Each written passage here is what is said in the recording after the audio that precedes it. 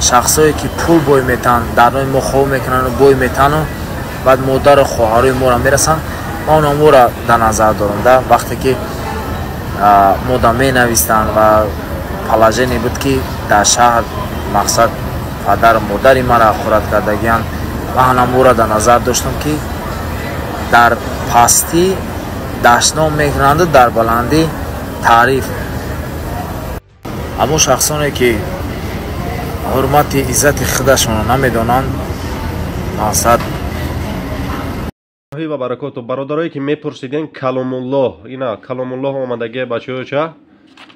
اینا بسم الله الرحمن الرحیم با عربی، بسم الله الرحمن الرحیم با کریلیکیش، به نام خداوند بخشنده مهربان با تاجیکیش. همین خیلی پرپریت کم اومدگی اینا سوره فاتحه. بچه‌ها چه کلام الله اینا کدومی که زکات کردنی برای ماه شریف رمضان هم ان شاء الله دستافت داریم. تمام سمت‌ها شهرهای مسکو همچون شهرهای تاجیکستان هم هست. کدومی که زکات کردنی اینا برادرها زکات کنه شریعه.